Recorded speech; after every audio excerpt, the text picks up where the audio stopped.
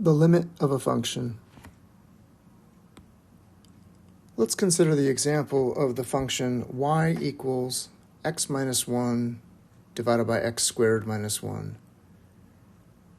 It's pretty easy to see that we cannot plug the number 1 into our function, because if we plug in the number 1 here, we will get division by 0, and we know that we cannot divide by 0.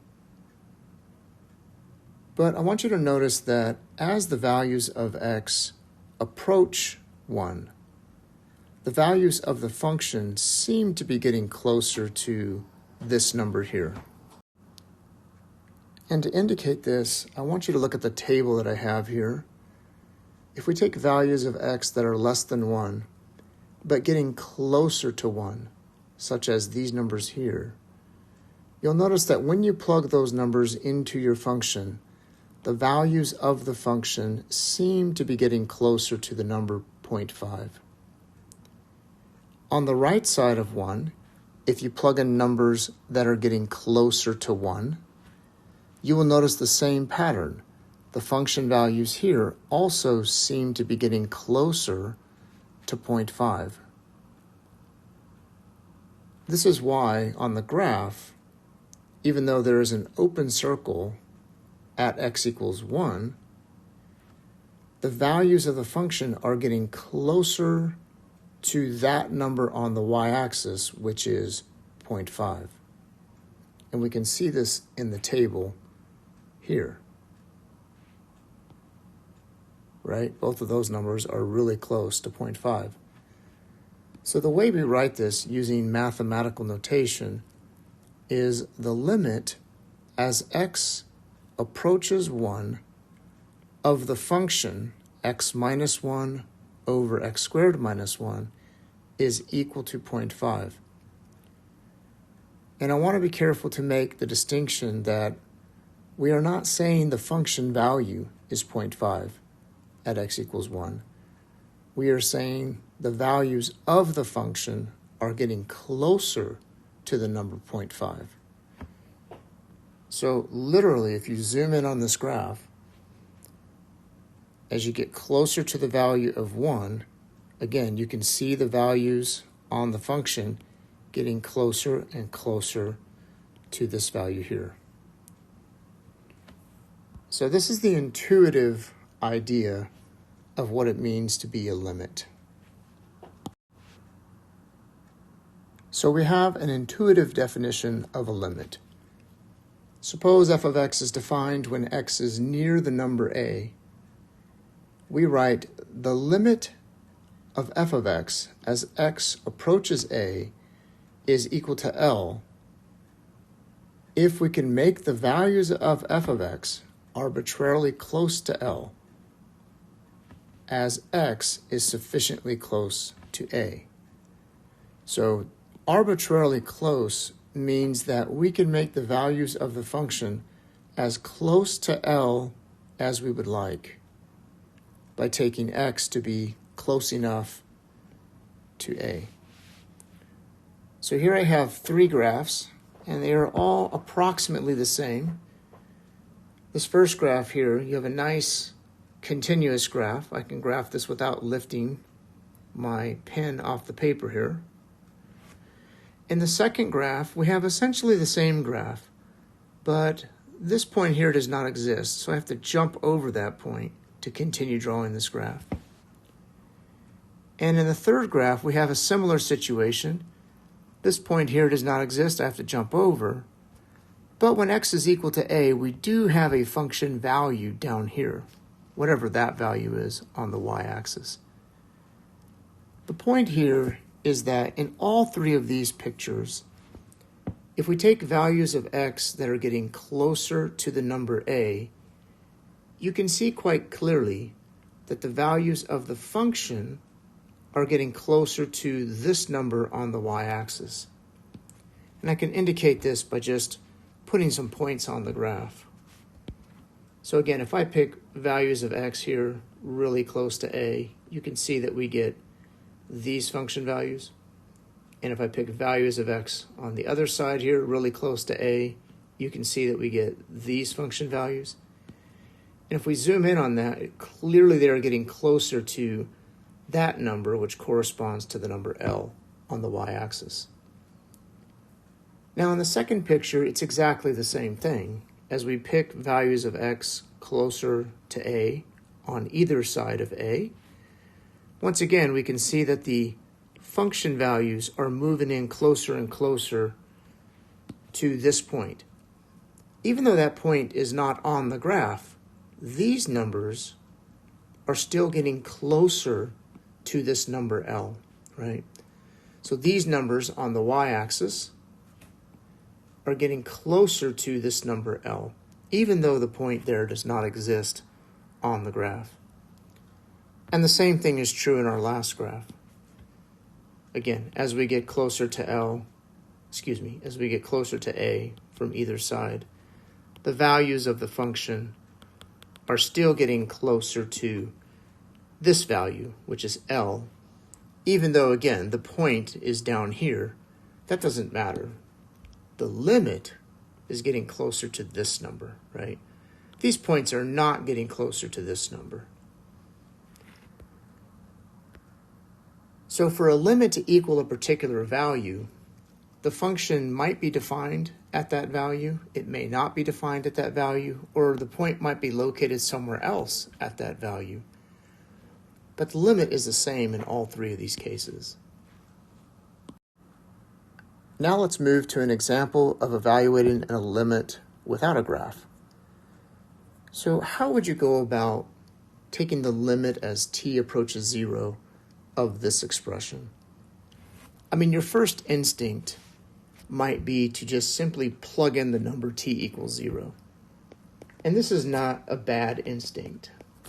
Although it's not going to work much of the time, it's certainly worth a try to see if we can get an answer by simply letting t equal 0. If I do this here, plugging in 0 for t squared is going to give us the square root of 9 minus 3, and plugging in 0 in the denominator gives us 0 squared, and you can see pretty easily that this is going to be 0 divided by 0. And we don't know what 0 divided by 0 is. This is what we call an indeterminate.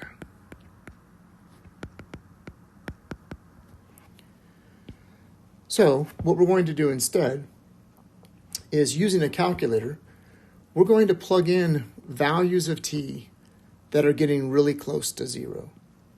So I would argue 0.001, whether positive or negative, is very close to 0. If you plug in either one of these, positive 0.001 or negative 0.001, you will get approximately this value. If you plug in positive or negative 0.0001, you will get this value, again, on a calculator, and so on. You see down here at the bottom, if we plug in this number, which is really close to 0, all of a sudden we get the value 0. And I want to point out that this is actually not correct. Okay, so the calculator fails here. And the reason the calculator fails is because calculators have limitations. So we can't always rely on a calculator to give us the correct answer. What happens essentially here is when you round this answer, when you plug this in, the answer rounds to 0, even though the answer is not really 0, okay? So for right now, we don't know what this limit is. But the table fails. The table does not produce the correct value of the limit. So later on in this chapter, we will learn some other techniques for evaluating limits like these.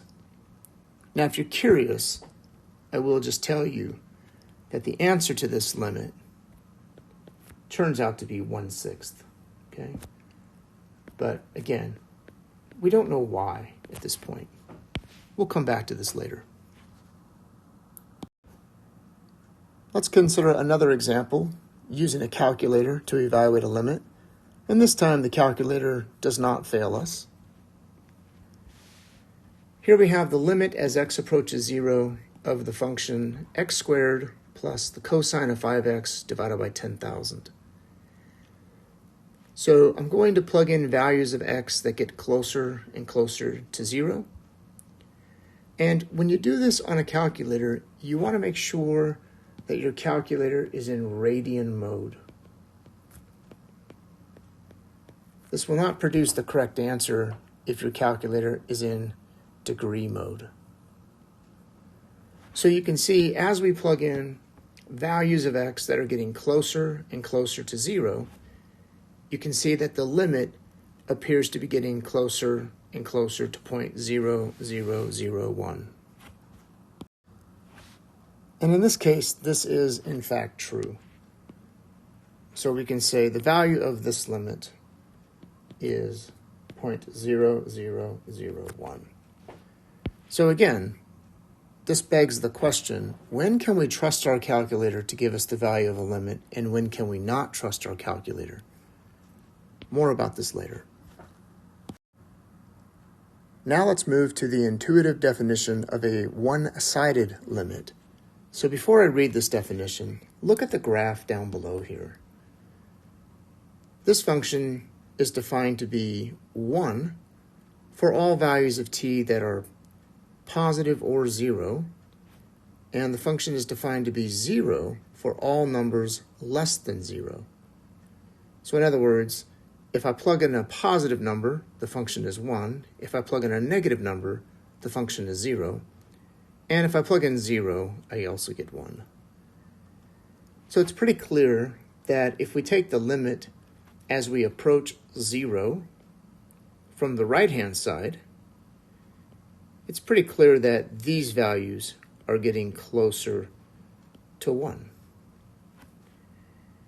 And if I take the limit as x approaches 0 from the left-hand side, it's quite clear that these values are getting closer to 0.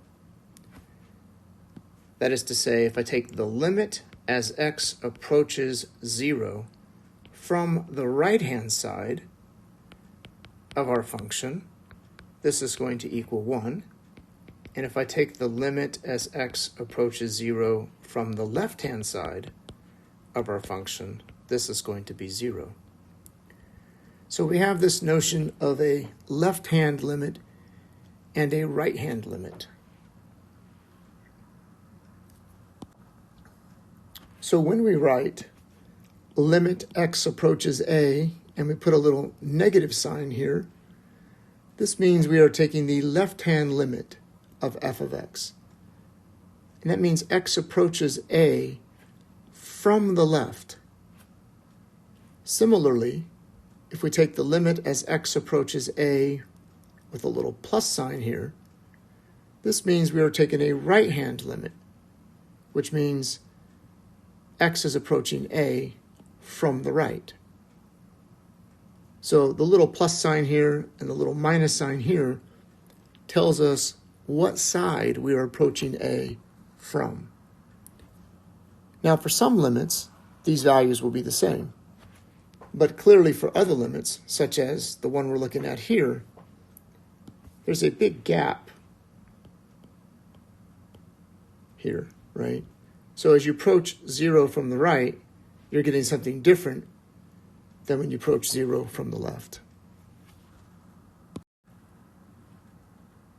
So it seems intuitive, and is in fact true, that if the limit as x approaches a of f of x is equal to L, the only way this can be true is if and only if the limit as x approaches a from the left is equal to L and the limit as x approaches a from the right of f is equal to L. So that is to say, the limit as x approaches a only equals L if both the left-handed and right-handed limits as we approach a are also equal to L. So let's consider this next example. Let's write down the values of these limits. So first we have the limit as x approaches 2 from the left of the function g of x. And here is the graph of g of x. So as x approaches 2 from the left, let's point out that x equals 2 is right here. And if we are approaching 2 from the left, we are coming in like this. And the function values that correspond to that are up here. So it's pretty clear that those function values are getting closer to this point, and that point is y equals 3. So the limit as x approaches 2 from the left of g of x is clearly 3. Now let's take the limit as x approaches 2 from the right. Again, if we zoom in here, as x approaches 2 from the right, the values of the function are clearly getting closer to this point, which is y equals 1. So the limit as x approaches 2 from the right is clearly 1. Now, what is the limit as x approaches 2? So when we say x is approaching 2 and we don't have a plus or a minus sign, this means that we are approaching 2 from both sides. So all we have to do is look at the left-hand limit and the right-hand limit. If those limits are different, then the limit as we approach 2 overall does not exist. And that is, in fact, what happens here. Okay? And you can see that. If we approach 2 from the right and if we approach 2 from the left, we're approaching different values. So the overall limit does not exist. Let's look at the next example. If we take the limit as x approaches 5 from the left and the limit as x approaches 5 from the right, you can see on the graph, as you approach 5 from the left, you are getting closer to this point. And as you approach 5 from the right, you are also getting closer to this point. And that point corresponds to y equals 2 on the y-axis. So it's pretty clear that the limit as x approaches 5 from the left is equal to 2. The limit as x approaches 5 from the right is also equal to 2. And since those limits agree, the overall limit as you approach 5 is also equal to 2. Now keep in mind, it doesn't matter that the actual function value is down here at y equals 1. That doesn't matter. Because when you're talking about the limit, you want to know what are these function values getting closer to. They're getting closer to this point, right? Not this point. So one way to find a limit as x approaches a number is to find the left and right hand limits and see if they're equal to the same thing. If they are, then the overall limit is the same number as well. Next, let's take a look at a very interesting example. We'd like to investigate the limit as x approaches 0 of the sine of pi divided by x. Now again, your first thought might be to try to find this limit by simply plugging in x equals 0. And if you do that, you get sine of pi divided by 0, and we have no idea what this is because this is sine of something that is undefined. And we don't know what that means, okay? So what we're going to do here is just take a look at the graph of this function. It's a very interesting graph. You can see that as we approach 0 from the right-hand side, the values of this function oscillate rapidly between 1 and negative 1. And this, in fact, never stops. The closer we get, the faster it oscillates between 1 and negative 1. Same thing happens on the left-hand side. As you get closer to 0 on the left-hand side, this graph continues to oscillate faster and faster between 1 and negative 1. So the values of the function are not getting close to any one number. So this limit clearly does not exist.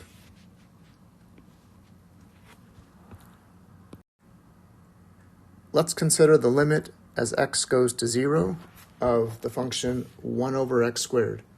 Let's find this limit if it exists. Now, I have the graph of 1 over x squared just for reference.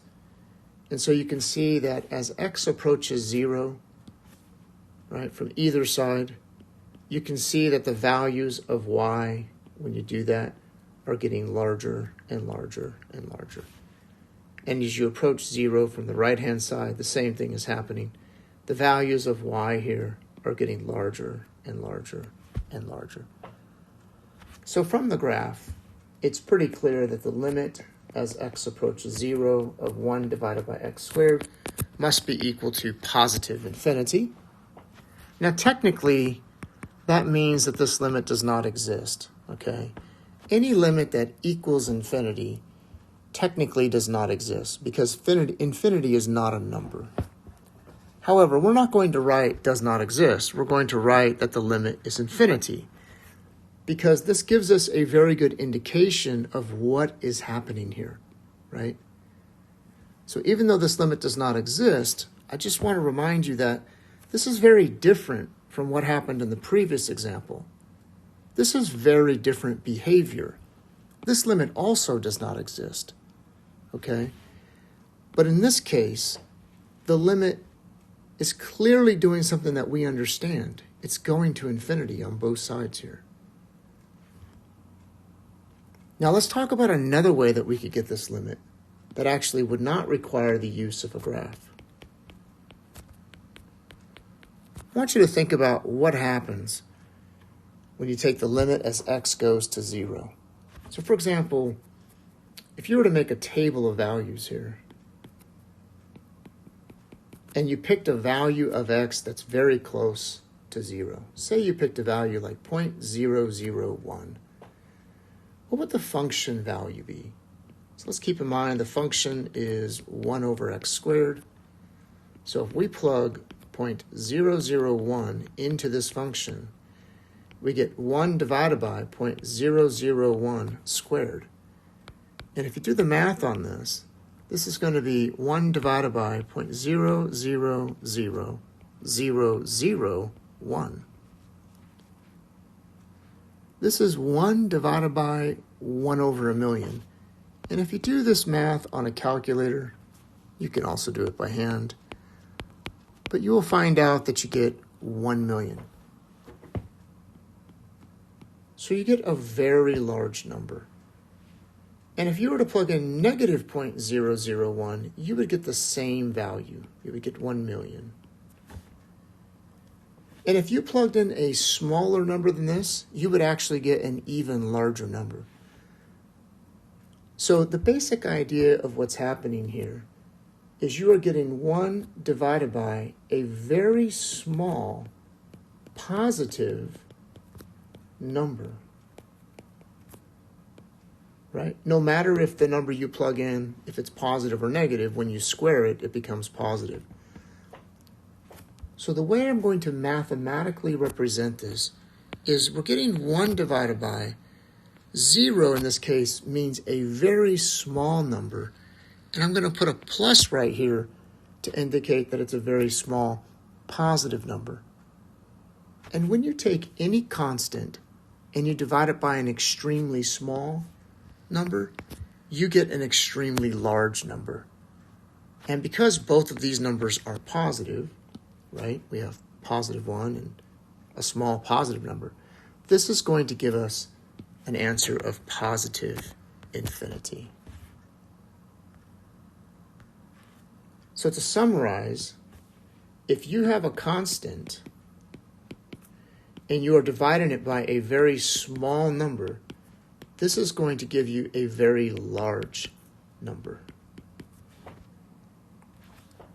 Keep that in mind for an example that we'll look at in just a little bit.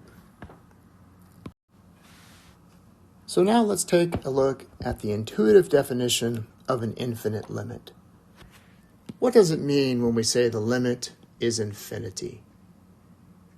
Well, if you have a function defined on both sides of a, then if the limit as x approaches a is infinity, it means the value of f of x can be made to be as large as you please by taking x sufficiently close to a. So basically what's happening graphically is that as you get close to a, the values of your function are skyrocketing upward in this manner here. That is the intuitive definition of an infinite limit. We can also look at the intuitive definition of a limit that's equal to negative infinity. And it's the same exact situation, except now, as the values of x get close to a, the values of the function are now going down forever. So they're getting infinitely large, but in the negative direction. This is what it means for a limit to equal negative infinity. So we say the values of f of x can be made arbitrarily large negative by taking x to be close to a. Now let's talk about vertical asymptotes. So when you have a graph and you have this sort of infinite behavior on the graph where the function is either going to infinity or going to negative infinity as you get close to a particular number, this is what we call asymptotic behavior. And in this particular situation, we would have a vertical asymptote, which is just a vertical line, drawn where this behavior is taking place. So in this particular example, this occurs at x equals 3. And you can see that you have this asymptotic behavior at 3 because the function is 2x divided by x minus 3. Clearly, if x equals 3, we have a problem, right? If I plug x equals 3 in, we are dividing by 0. So we have this asymptotic behavior and therefore a vertical asymptote.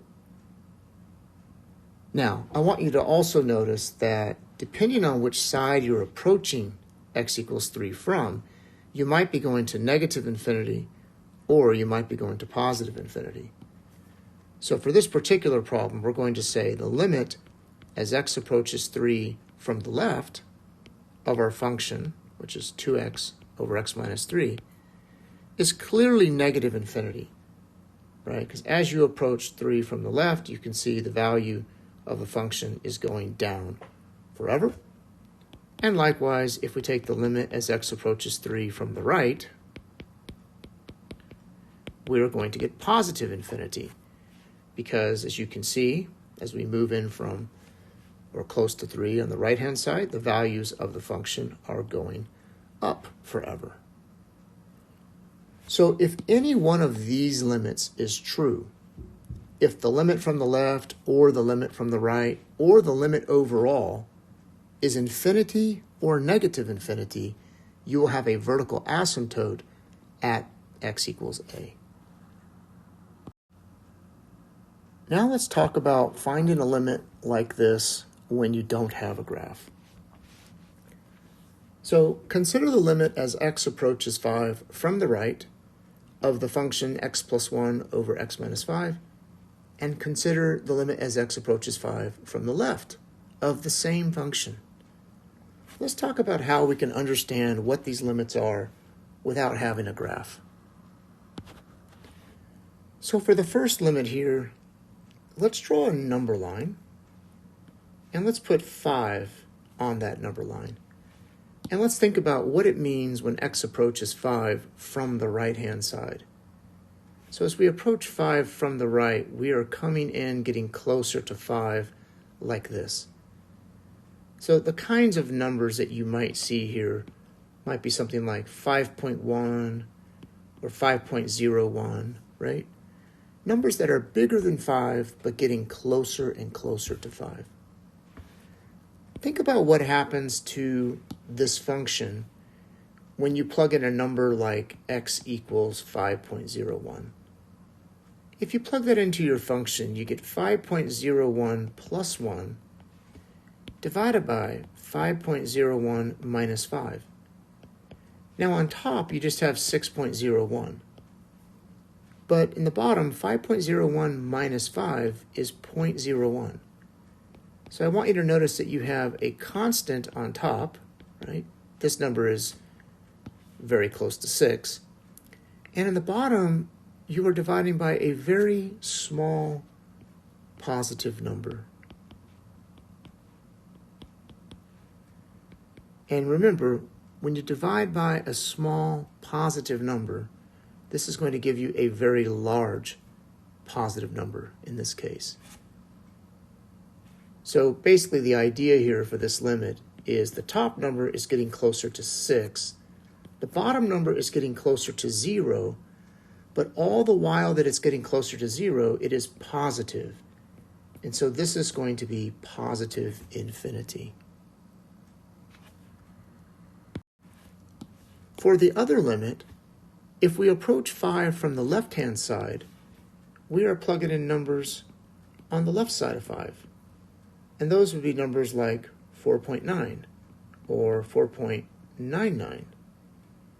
And if you think about what happens when you plug in a number like 4.99 into your function, you get 4.99 plus 1 divided by 4.99 minus 5. And so on top, you are getting 5.99, which again is a number that's very close to 6. And in the bottom, you are now getting negative 0.01. So what you have is a constant on top, a positive constant, divided by a very small negative number. And when you do this, you will get negative infinity. So if we come back to our limit here, what we can say is that this is clearly getting close to 6 on top, but in the bottom it's getting close to 0, but all the while it's getting close to 0, these are small negative numbers.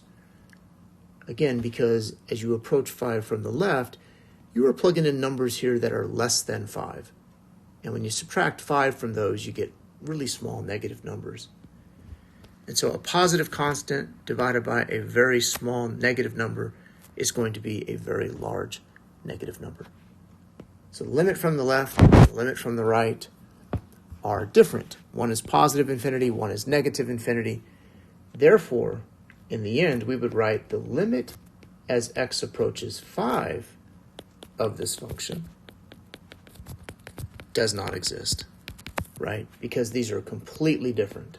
Positive infinity and negative infinity are completely different. Now consider finding the vertical asymptotes of a function like tangent of x. Now, if you know the graph of tangent, then you know that it has asymptotes at the odd multiples of pi over 2. So 1 pi over 2, 3 pi over 2, there would be another one at 5 pi over 2, etc. And also at negative 1 pi over 2, negative 3 pi over 2, negative 5 pi over 2, etc. So it has an infinite number of vertical asymptotes. And you could write this by just establishing a pattern. So we could say ... negative 3 pi over 2, negative pi over 2, positive pi over 2, 3 pi over 2, 5 pi over 2, etc. Or you can actually formulate it by saying odd multiples of pi over 2. And so you have to know, well, how do you represent an odd multiple? Well, if k is an integer, right, then we know that 2 times k would be an even integer. And if you take an even integer, 2k, and you add 1 to it, you get an odd integer. And so the way we represent odd numbers or odd multiples is typically by using the expression 2k plus 1. So we could simply write 2k plus 1 times pi over 2. And this would represent all of our vertical asymptotes for any integer value of k. But how would you find this if you didn't know the graph of tangent, right? So if you didn't remember this, how would you do it? So let's remember that tangent of x has an identity that tells us that it's equal to sine of x divided by cosine of x. And from this, we can see that tangent of x is undefined if cosine of x is equal to 0. Because if cosine is 0, that means you are dividing by 0, and therefore tangent would be undefined. So where is cosine equal to 0? So what you see here is the graph of cosine, and we should all remember what the graph of cosine looks like. And I want you to notice that cosine is 0 at these values. Pi over 2, 3 pi over 2, etc. So what you should notice here is that these are the same numbers where tangent had a vertical asymptote, right? So tangent is going to be undefined if cosine equals 0, which means tangent has a vertical asymptote at these values as well, at x if cosine of x is equal to 0. So this is another way that you can think about trig functions like tangent if you don't remember everything about tangent. But this does require you to remember the identity tangent equals sine divided by cosine. And one final example here, another function that is very important that comes up quite a bit is the function y equals the natural log of x. And this is the graph of that function. So you all should know that it looks like this. You should know that it passes through the point x equals 1 on the x-axis. And you should also know that there is no graph over here. And that's because you cannot plug negative numbers into your natural log function. You also cannot plug in 0. Okay, the natural log of 0 is undefined. But we can take the limit as x approaches 0 from the right-hand side, right? So since your function is defined on the right side of 0, we can take the limit as x approaches 0 from the right-hand side only. And you can see that the values of the function here quite clearly are going down to negative infinity. So I just want to emphasize that when you're taking some limits of some functions, it's going to be very helpful to remember the graphs of those functions. So functions like the natural log of x, tangent of x, even secant of x, right, other trigonometric graphs, are going to be important to remember to find some of these limits.